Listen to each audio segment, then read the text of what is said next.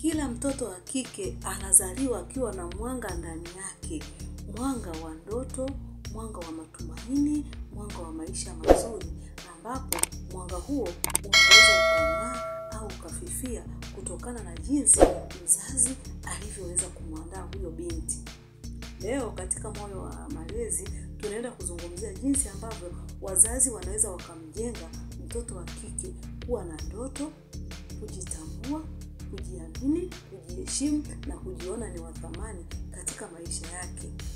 Mtoto wa kike kama mtoto wa kike akilelewa vizuri, akajengwa kutimiza ndoto zake, anatengenezwa kuja kuwa mwanamke bora ambaye ataweza kuigusa jamii yake yote kwa namna moja ama namna nyingine, hasa kwa mtazamo chanya ambapo anaweza kusaidia sana jamii yake.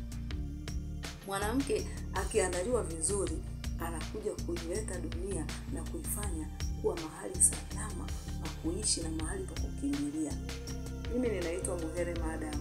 Kama bado haujasubscribe kwenye channel yetu ya Moyo wa Malezi, karibu ufanye hivyo sasa hivi, kwa sababu nakuletea maarifa sahihi kabisa kwa ajili ya familia, kwa ajili ya jamii nzima. Karibu na twende tukaanze. Hoja namba 1, mtoto wa kike anahitaji mazingira yanayompa ujasiri wa kuota ndoto kubwa. Saidia mtoto wa kike kuota ndoto kubwa, yani kuota hata nje ya box, yani kujiona kwamba ana uwezo wa kufanya kitu kikubwa kabisa. Fundisha mtoto wa kike kwamba anaweza. Unapomfundisha kwamba anaweza na unamuonyesha kabisa kwamba hivi, unakuwa wakati unazungumza naye unamwambia wewe unataka kuwa nani ukiwa mkubwa. Yaani wewe ukiwa mkubwa, kwa mfano kama mimi, ungependa ungekuwa wewe ni nani? Mtoto wa kike anaanza kufikiria, anaanza kuangalia anapenda kuwa nani. Anaanza kutengeneza kile kitu ambacho anatakiwa kuwa. Ndoto kama ndoto zinatengenezwa. Na ndoto zinatengenezwa basi kutoka wapi? Zinatengenezwa kutokana na mazingira ambayo mtoto anaishi.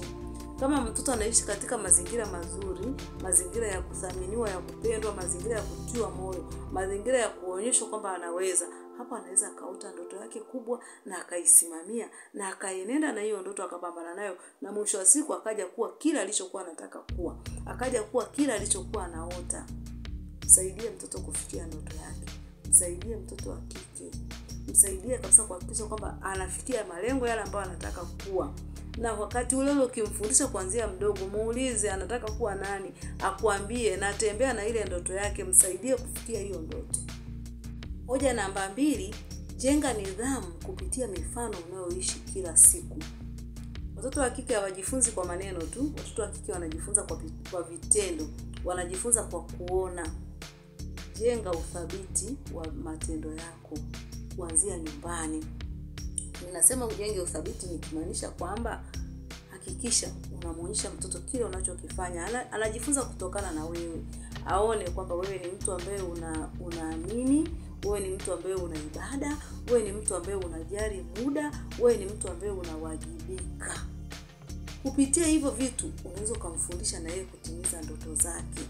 Atajifunza kuwajibika, atajifunza nidhamu, atajifunza ibada, atajifunza kumwamini Mungu, anajifunza kumtegemea Mungu kwenye mambo yake. Na hivyo vitu anajifunza kutoka wapi? Basi anajifunza kutokana na wewe. Umfundishe mtoto kwamba nidhamu sio adhabu, bali nidhamu ni matendo mema, ambapo mtoto moja kwa moja anaweza akajifunza hivyo vitu na mwisho wa siku akafika kwenye ndoto yake husika ambayo alikuwa akiota kuwa. Hoja namba 3 ni kumfundisha kupanga malengo hatua kwa hatua. Binti ambaye ana ndoto yake, utamfundisha ndoto yake kuifikia kwa kupanga hatua kwa hatua. Na unatakiwa umfundishe kwamba wewe umfundishe sio tu kuwa na ndoto, bali kuifikia ile ndoto.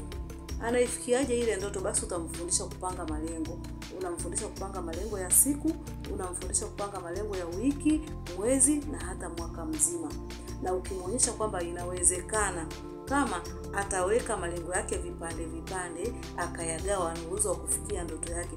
Yaani ndoto ya mtoto wako wa kike isiwe ya matamanio tu, bali uhakikishe unamwezesha kufika kwenye hiyo ndoto yake. Basi yani jitahidi kama mzazi kuwa mfano kwa binti. Jitahidi kuwa mzazi kuwa Yaani wewe ndio unatakiwa uwe bingwa wake. Ajifunze kutoka kwako, aone kwamba ninaweza kupitia mzazi wangu, ninaweza kupitia mama yangu, ninaweza kupitia baba yangu. Hakikisha ndoto ya mtoto wako wa kike inatimia kupitia wewe. Msaidie kuifikia hiyo ndoto, ukimuonyesha kwamba inawezekana bila shaka. Hoja namba 4, mjengee imani na afahamu kuwa anaweza kushindana katika dunia yoyote. Watoto wa kike mara nyingi wanakuwa wanasikiliza sauti za ndani na sauti za nje, sauti ambazo zinawaambia kwamba haiwezekani. Sasa wewe msaidie kumuonyesha kwamba inawezekana, kwa sababu wewe ndio utamuonyesha kwamba inawezekana. Kama mzazi unaanza kumuonyesha inawezekana nyumbani, asiambiwe na watu wengine kule nje kwamba inawezekana, ambiwe na wewe kwamba inawezekana. Na mwambie kwamba kushindwa au kuanguka sio kwamba ndio akate tamaa. Hapo mwambie kwamba ni daraja la kujifunza. Anapokuwa katika ndoto yake amefanya vitu, amedondoka chini, anyanyuke, asonge mbele, aendelee, kwa sababu kuanguka au kushindwa ndio kuendelea mbele, yani asikate tamaa.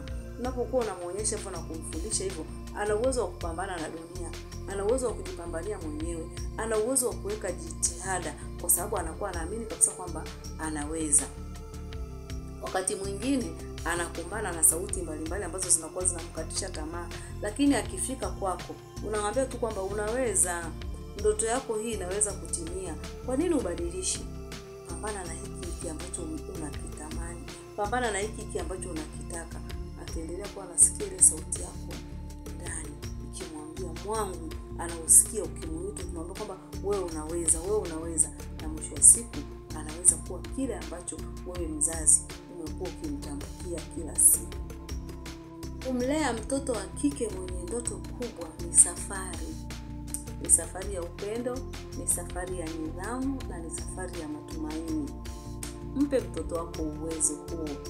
Muonyeshe na mpe nguvu ya kupaa. Mpe uwezo wa kutembea. Na mpe hatua za kusimama. Aweze kujitambua kwamba yeye anaweza na anaweza kufanya hivyo.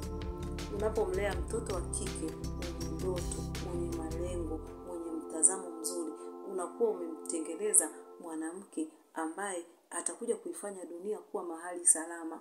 Atakuja kuwasaidia watu wengine, atakuja kulea kizazi kilicho chema, kizazi ambacho hakijapotoka, kwa sababu anakuwa tayari ana maadili, ana maono makubwa, ambayo pia ana uwezo wa kujenga kwa watoto wake na kujenga kwenye kizazi kingine.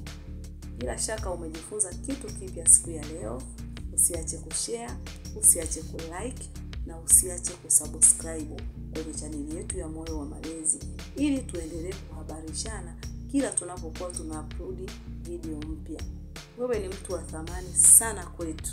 Karibu sana, tuendelee kuhabarishana, tuendelee kusaidiana. Unaweza ukadondosha hapo komenti yako pia, ukituambia umejifunza kitu kipi na umeona nini na umependa nini. Karibu sana, tukutane kwenye video nyingine inayofuata. Asante na Mungu akubariki sana.